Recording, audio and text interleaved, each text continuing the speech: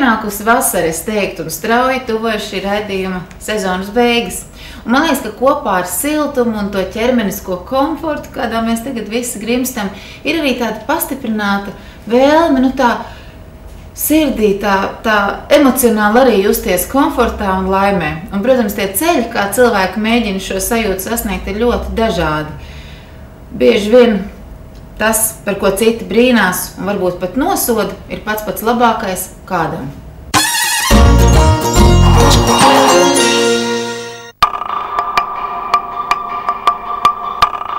Evita un Līga kopā ir jau 4 gadus. Viņas joprojām ir kā tikko iemīlējušās un nenovērš viena no otras acu. Tomēr mīlestība, kas viņas ceļ spārnos, daudziem cilvēkiem šķiet nepieņemama un pat bīstama. Evita un Līga ir lesbietes, un viņas stingri iestājas par to, lai arī citi pamanītu un pieņemtu, ka visi cilvēki nav vienādi. Savas attiecības viņas ir būvējušas lēnām un pārdomāti. Mēs vienkārši sākām kaut kā sarunāties, un tas vilkās jau kādu gadu, bišķi vairāk pat pa gadu, ka mēs tikai sarunājāmies, mēs pat nezinājām vienu par otru, vai viņa ir lesbieta, vai es nekad neteicu viņai, kad vai es esmu lesbieta. Tas bija vienkārši ļoti vienkārši, mēs sākām pamazām draudzēties, un tad tas pārgāja, teiksim, kaut kādās tuvākās attiecībās. Jaunās sievietes ir no retajiem homoseksuālajiem pāriem, kas laulājušās baznīcā. Pirms 2 gadiem viņas vienojas mācītājs Māris Sants.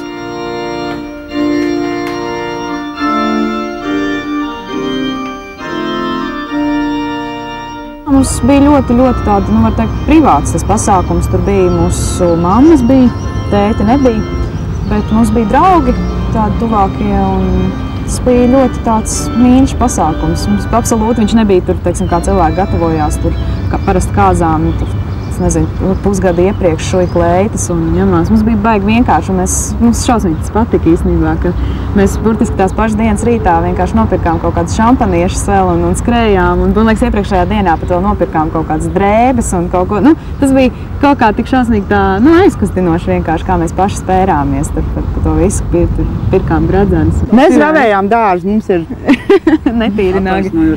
Jā. Mēs ir šitā.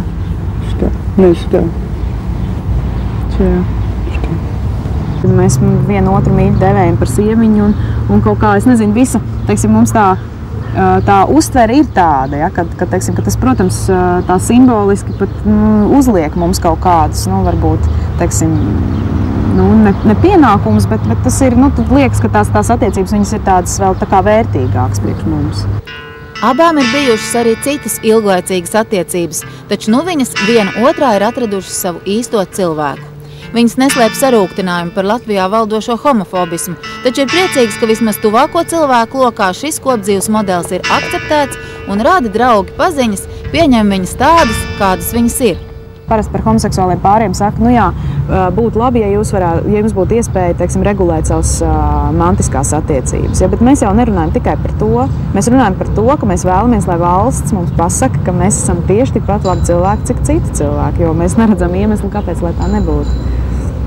Mēs tieši tāpat vairojam šīs valsts labklājību, kā jebkurš heteroseksuāls cilvēks. Evita ir juristi un darbojas lesbiešu, geju, biseksuāļu un transpersonu apvienībā Mozaīka. Viņi ir no tiem, kas par atšķirīgo cilvēku tiesībām cīnās un aktīvi iesaistījusies arī draudzības dienu rīkošanā. Cilvēki šausmīgi baidās. Ir, teiksim, pieauguši cilvēki, kuri varbūt nejūtas tik droši, piemēram, kaut kādās profesionālā ziņā, ja, ka viņi baidās, ka viņus izmetīs no darba vai vienkārši diskriminēs darbā, teiksim, sāks slikti izturēties.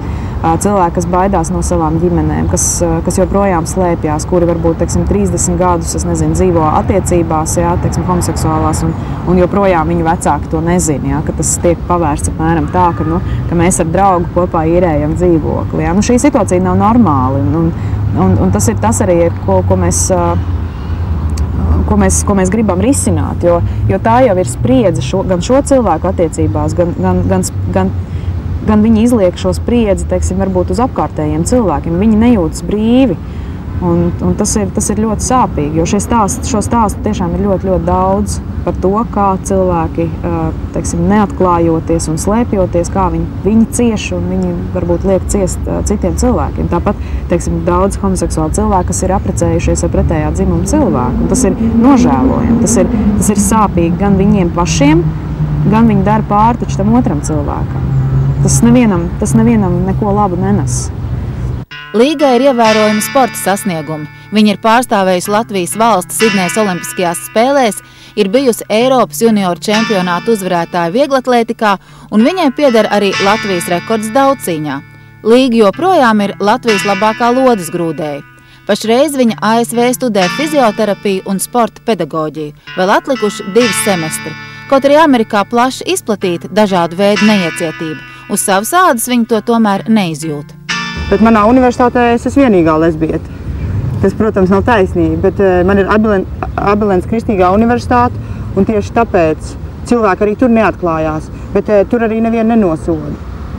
Jo par mani faktiski zina visi, kas grib zināt, bet man neviens nenosoda. Man ir pietiekami draugi, es neizjūtu pilnīgi un galīgi nē.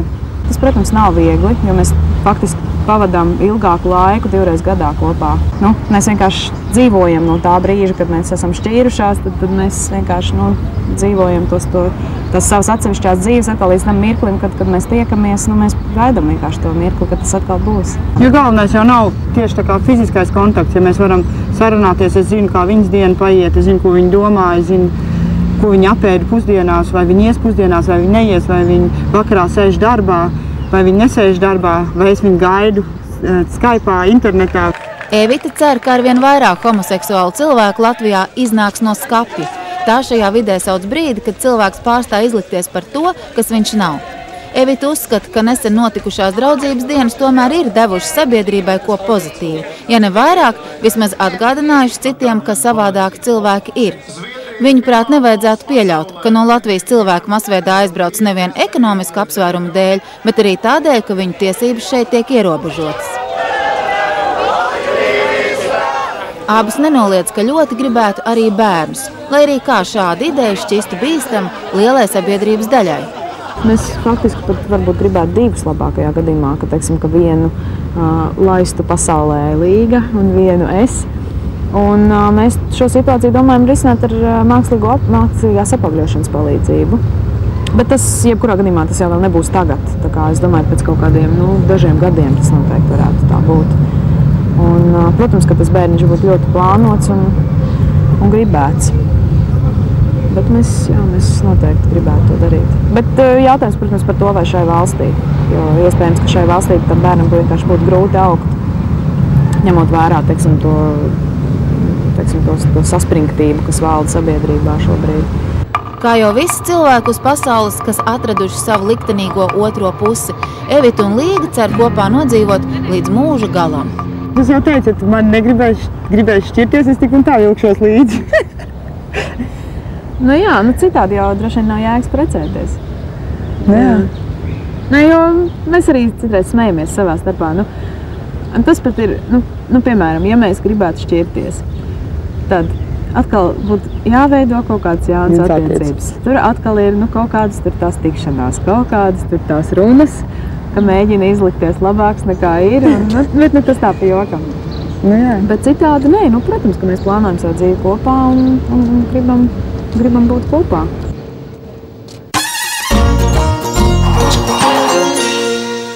Man liekas, tā ir liela drosme šodienas Latvijā publiski pateikt, ka mēs dzīvojam kopā, mēs 2 sievietes esam pāris.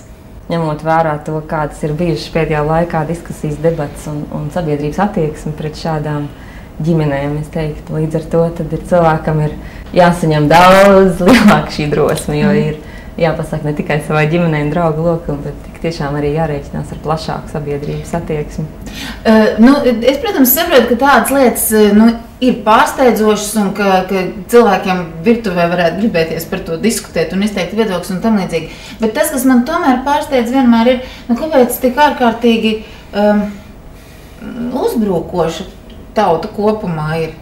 Es esmu bieži vien sastapusies ar cilvēku attieksmi, ka tad cilvēki saka, man nav nekas pret,